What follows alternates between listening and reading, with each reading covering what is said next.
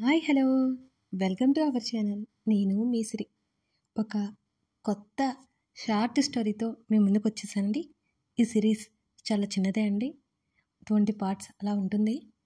అయితే నేను ఇది కొంచెం రియాలిటీకి దగ్గరగా చూసి ఇన్స్పైర్ అయ్యి రాశానన్నమాట. మీకు తప్పకుండా నచ్చుతుందని అనుకుంటున్నాను. స్కిప్ చేయకుండా చూసి సపోర్ట్ చేస్తారని ఆశిస్తున్నాను. నీకై తప్పించే నేను పార్ట్ 1. ఇక కథలోకి వెళ్ళిపోదాం. ఎవరి కారణంగా అయినా మన జీవితంలో అత్యంత ఆనందాన్ని లేక అత్యంత దుఃఖాన్ని పొందుతామని తెలిస్తే వారిని వదులుకోవడమో లేక కలుసుకోవడమో చేయం కదా. సాయంత్రం 5 గంటలకు లేచి బయటకు వచ్చింది యజ్ఞ తులసి. యజ్ఞ నాన్నగారు రామకృష్ణ తల్లి మీద ప్రేమతో తన కూతురికి తల్లి పేరు పెట్టుకున్నారు ఆయన. యజ్ఞ అమ్మగారు గాయత్రి. యజ్ఞకి 12 ఏళ్ల వయసులోనే ఆమె చనిపోయింది. తల్లి అవసరం ఉన్నప్పుడు తల్లి లేదు. నాన్నమ్మతోనే పెరిగింది యజ్ఞ. ఏది మంచి చెడు, ఏది చెడు అనే చిన్నప్పటి నుంచి ఒక అవగాహన ఉంది యజ్ఞకి ఇంకా పూర్తిగా నిద్రమత్తు వదలలేదు.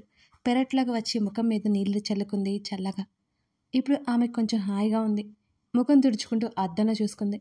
ఆమె ఏడ్చి పడుకుందన్నట్టు ఆమె అందమైన ముఖం ఎర్రగా అయిపోయి కళ్ళు కొంచెం ఉబ్బినట్టున్నా. అమ్మాయి, ఖాళీ కడుపుతోనే పడుకున్నట్టున్నావు, ఇందా ఈ బత్తాయి రసం తాగు అంటూ యజ్ఞ చేతికి పళ్ళరసం గ్లాస్ ఇచ్చింది యజ్ఞ నానమ్మ తులసమ్మ. అదంతా వినిపించుకోలేదు యజ్ఞ. ఏదో ఆలోచనలో ఉన్నట్టుంది ఆమె. ఆలోచనలో ఉన్న మనవరాలి వైపు బాధగా చూసి, తల్లి యజ్ఞమ్మ అంటూ ప్రేమగా పిలిచింది తులసమ్మ. ఏంటి నానమ్మా అని అంది ఆలోచన నుంచి తేరుకొని యజ్ఞ. మనవరాలి చేతిలో గ్లాస్ పెట్టి, మీ నాన్న నీతో ఏదో మాట్లాడాలి అంట అని అంది తులసమ్మ. ఏంటన్నట్టు చూసింది యజ్ఞ. నాకు తెలియదు తల్లి, ఇప్పుడే వచ్చాడు కాలేజీ నుంచి అంటూ మనవరాలి చూపుకి బదిలిచ్చింది. ఇద్దరు పెరట్ నుంచి ఇంట్లోకి వచ్చారు. రామకృష్ణ గారు హాల్లో కూర్చుని ఉన్నారు. వచ్చిన యజ్ఞ వైపు ఒకసారి చూసి, విషయం చెప్పావా అన్నట్టు తల్లికి సైగ చేశారు రామకృష్ణ. ఆవిడ లేదన్నట్టు అడ్డంగా తల ఊపింది. నాన్న పిలిచారంట అంది. ఆమె మాటలు లోతుగా వినిపిస్తున్నాయి. కూతురి బాధ కళ్ళల్లో కనిపిస్తున్నా ఇక తప్పదు అనుకుని, నీకొక సంబంధం చూశాను, నీకిష్టమైతే ఆయన ఇంకా ఏదో చెప్పేలోపు అక్కడి నుంచి గదిలోకి వెళ్ళిపోయింది యజ్ఞ. కనీసం ఎదురు కూడా మాట్లాడకుండా వెళ్ళిపోయింది ఆమె. వెళ్తున్న యజ్ఞ వైపు బాధగా చూసి నిట్టూర్చారు తల్లి కొడుకులు. అమ్మా, వెళ్ళి మాట్లాడు అని అన్నాడు రామకృష్ణ. రామయ్య, నా వల్ల కాదు, దాన్ని నా పరిస్థితిలో చూసి నేను తట్టుకోలేకపోతున్నాను అంటూ చీర కొంగుతో కళ్ళు తుడుచుకుంది తులసమ్మ. అలా అంటే ఎలాగమ్మా, ఈ ఒక్కసారికి మాట్లాడు, ఇలా చేస్తే నా కూతురు సంతోషంగా ఉంటుంది అన్నారు బాధగా. కొడుకు బాధను చూస్తూ, అలాగే రామయ్య, నువ్వు దిగులు పడుకు, నా మనవరాలి బాధ్యత నాది అంది తులసమ్మ. చిన్నగా నవ్వి, నీ మీద నమ్మకం ఉందమ్మా అన్నాడు. యజ్ఞ గదిలోకి వెళ్ళింది తులసమ్మ. కిటికీల నుంచి బయటకు చూస్తుంది యజ్ఞ. గుడి గంటల శబ్దం, జనాల మాటలు 2 ఇళ్లవతలో ఉన్న వెంకటేశ్వర స్వామి గుడి నుంచి వినిపిస్తున్నాయి. పిల్లడు గుడి ఆవరణలో ఆడుతూ ఉన్నారు. ఆమె గదిలో నుంచి అదంతా స్పష్టంగా ఉంది. అమ్మా యజ్ఞ, చిన్నగా పిలిచింది తులసమ్మ. ఏంటన్నది చూసింది. నాన్న చెప్పేది ఒకసారి వింతల్లి అని అంది తులసమ్మ. కోపంగా చూసింది యజ్ఞ. అయినా తులసమ్మ వెనక్కి తగ్గలేదు. నువ్విలా ఉంటే మా పరిస్థితి ఏంటి తల్లి, ఈ వయసులో మా కన్నీళ్ళు మిగిలిద్దాం అనుకుంటున్నావా అని అడిగింది తులసమ్మ. నాన్నమ్మ కళ్ళలో నీళ్లు చూసి మౌనంగా తల కిందకి దించుకుని కూర్చుంది యజ్ఞ. నువ్వు ఈ పెళ్లి చేసుకోకపోతే నేను ఊరుకోను, ఎక్కడి నుండి ఎక్కడికైనా వెళ్ళిపోతాను అని సీరియస్గా చెప్పింది తులసమ్మ. అన్నీ తెలుసు కూడా నువ్వు అలా ఎలా అనగలుగుతున్నావు నానమ్మా అని అంది ఏడుస్తూ యజ్ఞ. మనవరాలు బాధ చూసి గుండెల్లో కలుక్కుమంది తులసమ్మకి. అయినా తప్పదు అనుకుని, నువ్విలా ఇంట్లో కూర్చొని గతాన్ని తలుచుకుంటూ ఉంటే ఎలా, నీకంటూ ఒక భవిష్యత్ ఉంది, మర్చిపోయావా అని తులసమ్మ అడిగింది. నా భవిష్యత్ నా నుంచి ఎప్పుడో వెళ్ళిపోయింది తెలుసానమ్మా, ఇప్పుడేం పోయేదేం లేదులే బదులిచ్చింది యజ్ఞ. అది కాదు బంగారు తల్లి, అయిపోయిన గతాన్ని గురించి మరచి పోయి నీ సంతోషం కోసం చూస్తున్నా. మీ నాన్న గురించి ఆలోచించావా తల్లి? మీ నాన్నని సరిగ్గా గమనించావా? ఎలా ఉండేవాడు నా కొడుకు, దిగులుగా అయిపోయాడు అని అంది బాధగా తులసమ్మ. ఆలోచనలో పడింది యజ్ఞ. నిజమే అనిపించింది ఆమెకు కూడా. నువ్వు ఇలాగే ఆగిపోకూడదు తల్లి, ముందుకు వెళ్ళాలి అంది.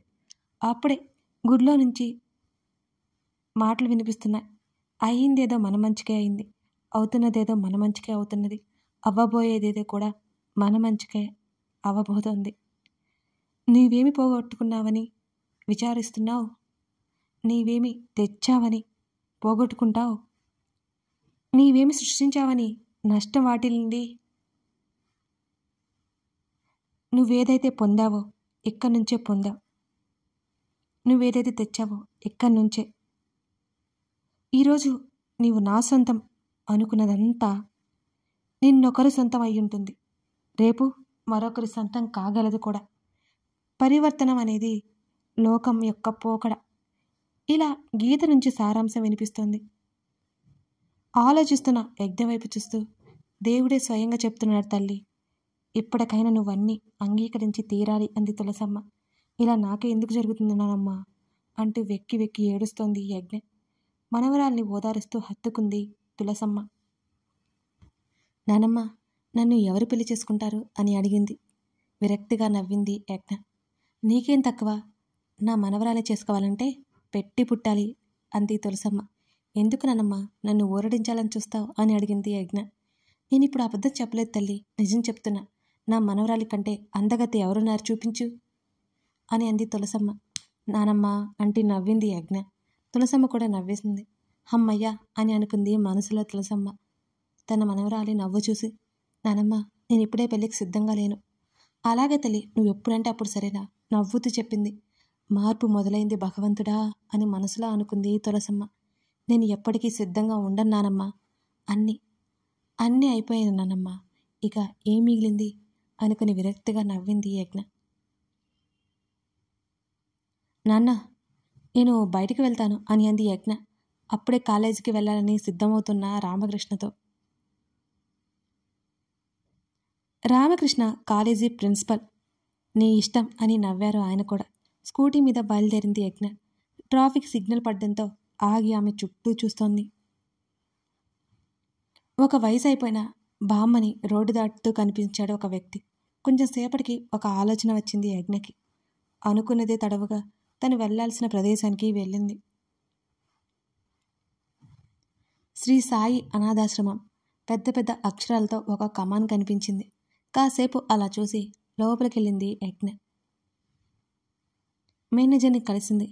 అక్కడంతా 10 సంవత్సరాల లోపు వయసు గల పిల్లలున్నారు. పిల్లల్ని చూడగానే కంట్లో నీళ్లు తిరిగాయి యజ్ఞకి. అక్కడంతా పరిశీలించింది. తనకి చేతనంత సాయం చేసి వెళ్ళలేక వెనుదిరిగింది యజ్ఞ.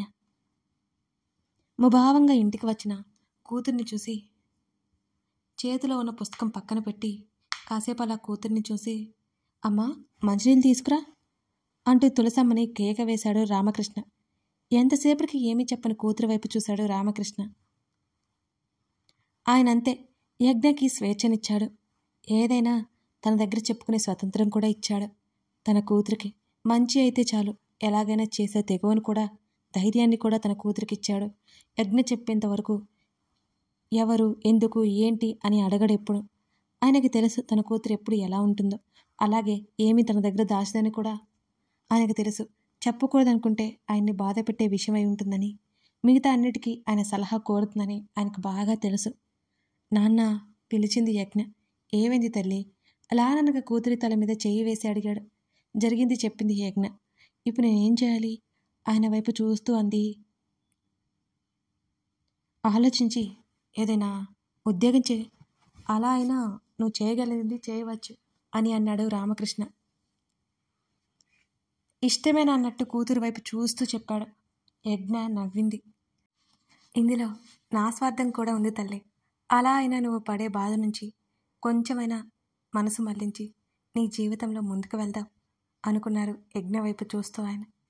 సరే నాన్న, ఇప్పటి నుంచి అదే పని మీద ఉంటాను అని నవ్వుతూ చెప్పి తులసమ్మ చేతిలో ఉన్న మంచినీళ్ళు తీసుకుని తాగి గదిలోకి వెళ్ళిపోయింది యజ్ఞ. ఆమె పెదవుల మీద కనిపించిన నవ్వు నిజమైంది కాదని వాళ్ళిద్దరికీ తెలుసు. అయినా మౌనంగా ఉండడం తప్ప ఏం చేయగలరు? వారం రోజుల పాటు ప్రయత్నించి ఒక సాఫ్ట్వేర్ కంపెనీలో ఉద్యోగం సంపాదించింది యజ్ఞ. కానీ పోస్టింగ్ ఇక్కడ కాదు, వైజాగ్ అని ఇంట్లో చెప్పింది. మొదట వాళ్ళు ఒప్పుకోలేదు. దూరం ఎందుకని అని అన్నారు. ఎలాగో ఇద్దరిని ఒప్పించి వైజాగ్ వెళ్ళింది. రామయ్య, ఇప్పుడు అది విశాఖపట్నం వెళ్ళడం అవసరమా? నీకు తెలుసుగా అక్కడ ఏం జరిగిందో, కన్నీళ్లు పెట్టుకుంటూ అడిగింది తులసమ్మ. అమ్మా, నువ్వేం బాధపడకు, యజ్ఞ తిరిగి పాత యజ్ఞగా వస్తుంది, చూస్తూ ఉండు అని తులసమ్మకి భరోసా ఇచ్చేలా చేతి మీద చేయి వేసి చెప్పాడు రామకృష్ణ. కంపెనీ వాళ్ళు ఇచ్చిన కోర్చస్ తీసుకుని ఇంటికి ఫోన్ చేసి క్షేమంగా వచ్చానని చెప్పి ఇల్లు సర్దడంలో మునిగిపోయింది. అది 2 అంతస్తుల ఇల్లు. కింద వేరే వాళ్ళకిచ్చారు, మేడ మీద యజ్ఞకిచ్చారు. కాసేపటికి ఆకలి వేయడంతో స్నానం చేసి వండుకునే ఓపిక లేక పోవడంతో ఇంటికి తాళం వేసి ఏదైనా తెచ్చుకుందామనుకుని బయటకు నడిచింది.